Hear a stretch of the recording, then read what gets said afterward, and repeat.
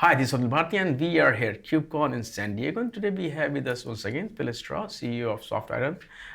Thanks for coming to the show once again. Thanks for having me. If you look at cloud native space, it's Kubernetes is kind of a hammer, and everybody looking for a nail to hit that with. The workloads are maturing, which also means that people are looking for persistent storage solution. So, what role is Ceph playing in the cloud native space, especially in context of Kubernetes?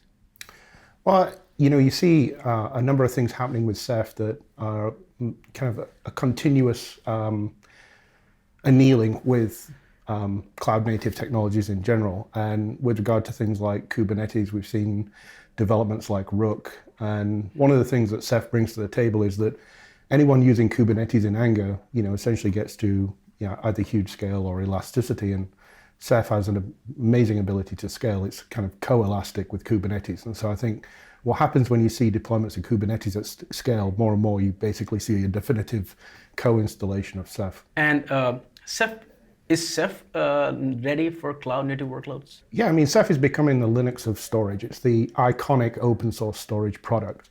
And as Kubernetes becomes more and more popular, that's all we're really seeing is Ceph behind it. What role is SoftIron playing in kind of either improving or making Ceph better for the cloud native workload?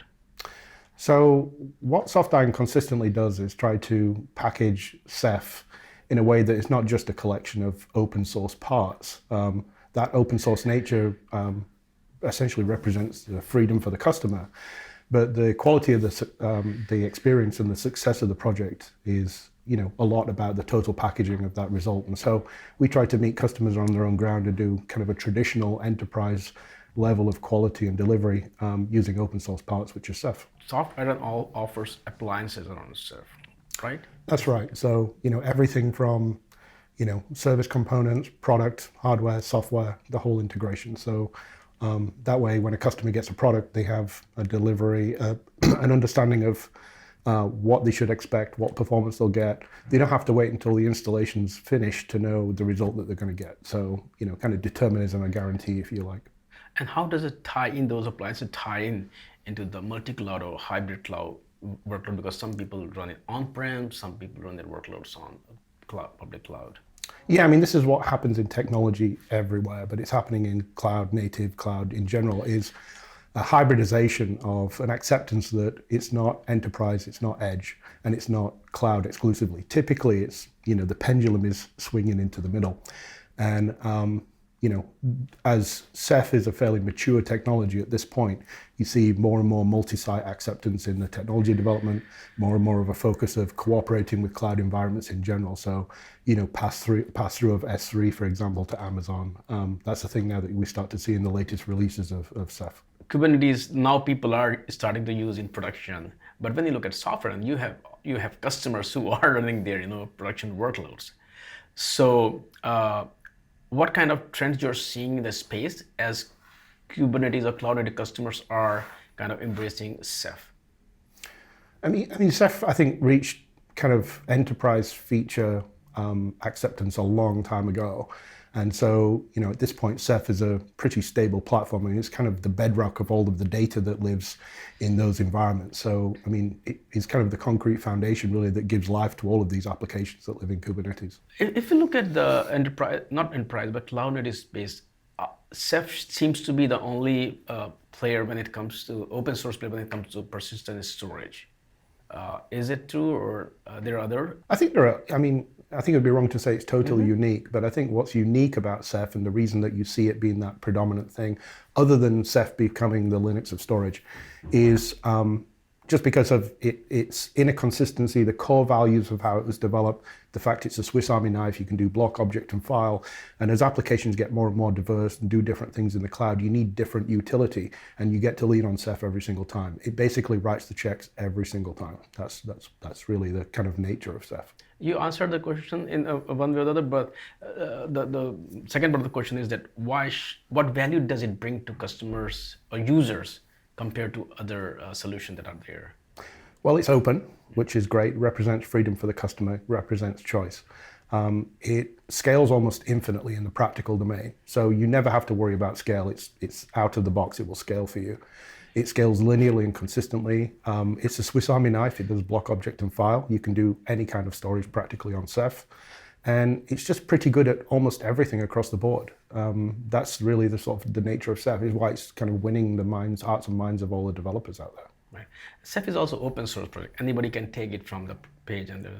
So what are the scenarios where build versus buy plays a role, where they should choose to work with SoftIron versus investing time and resources in building themselves?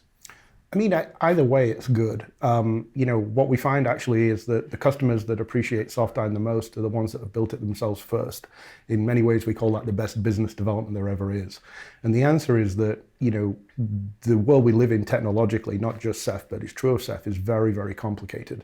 And it's full of nuances and subtleties. And so when you look at project performance, you look at project success, often we'll go into an environment behind a build, and after a buy, it's usually a notable difference, and maybe 2 times the performance, or just lots of smiling faces because it's a success. Right. I'll talk about a bit of the evolution and emergence, not only of the technology but also workloads. Now everybody has their smartphone, mobile phone. We are generating huge amount of data. So from a storage perspective, what challenges do you see in the market as the use cases are kind of exploding? Yeah, there's a couple of things that are happening. First of all, we're seeing more and more people generate more and more data and want to access it in more and more, kind of varied ways. And we're also seeing a trend of a hybridization of cloud. So as people have data in different places, the nature of that data and its disposition, be it cloud or edge enterprise, is becoming increasingly important. And that's a real technological challenge. And one actually that Ceph is kind of leading the charge on, I think, a little bit.